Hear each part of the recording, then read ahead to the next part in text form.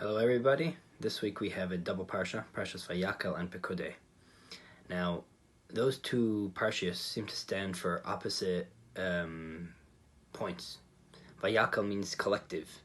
This year is a year of Hakel. Hakel means to gather, to take a bunch of individual entities and create one collective community, one collective entity.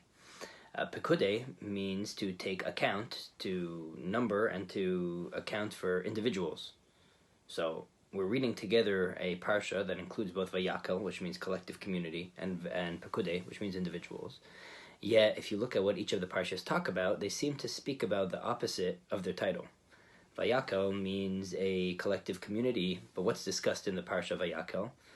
Recounting how each specific item in the Beis Hamikdash, in the Mishkan, how it needed to be made, etc. The Parsha Vayakhel, which seems to be about community, discusses specifics. Pekudei, which seems to be a title that discusses counting individuals, talks about the sum totals of all the different metals, all the different materials that were used for the Mishkan. So why is Vayakhel a Parsha about collectiveness, discussing specifics? And why is Pekudei a Parsha about specifics, discussing sum totals and collectiveness? And on this question, or on this observation, the Rebbe goes into a very, very difficult discussion and topic about how do we harmonize these two identities. Every Jew has the fact that he's part of Klal Yisrael, he's part of the collective Jewish community, and he also has his individual personality, his individual uniqueness, which makes him not necessarily you don't see so much when he's part of the collective community. Or you see this most in a school, in a yeshiva, that if I need to focus on the general community, I might not be noticing each specific person. If I'm focusing on each specific person, then what's the backbone? How do I have the collective community?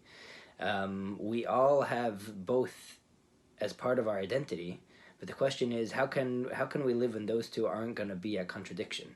How can I get to both? To uphold, on the one hand, a sense of community, but on the other hand, not at expense of the individual, and each individual feeling noticed and empowered.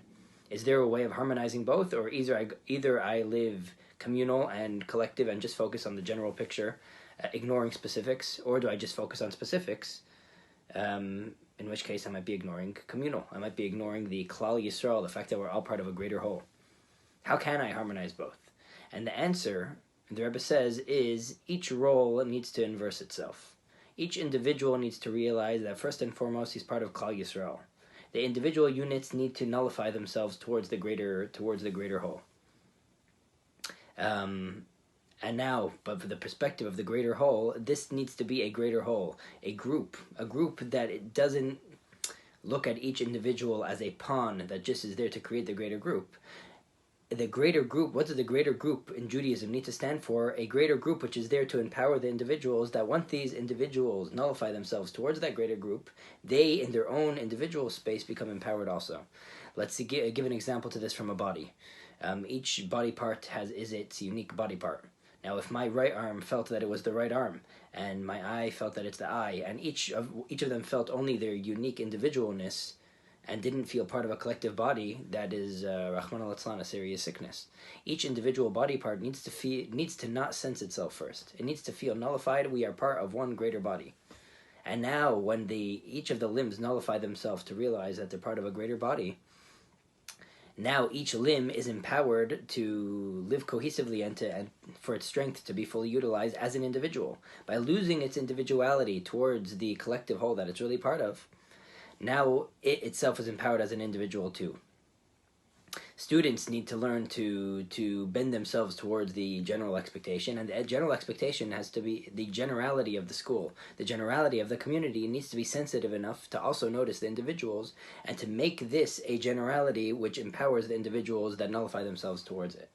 That's why Vayakhel, which is a Parsha that speaks about the individual entities in the Mishkan, is part of Parshas Vayakhel, which is there to show that the individual entities in the Mishkan nullify themselves and are part of Parshas Vayakhel, are part of a greater whole. Now that these individuals realize that they're part of a greater whole, now that they realize that they're part of a greater klal, in Parshas Pekudei we learn that this greater klal is not just communally a community that cancels and doesn't notice the individuals, but this is a community that empowers the individuals. The community of the Mishkan is called Parshas Pekudei, which notices and enhances the individuals in their own space too.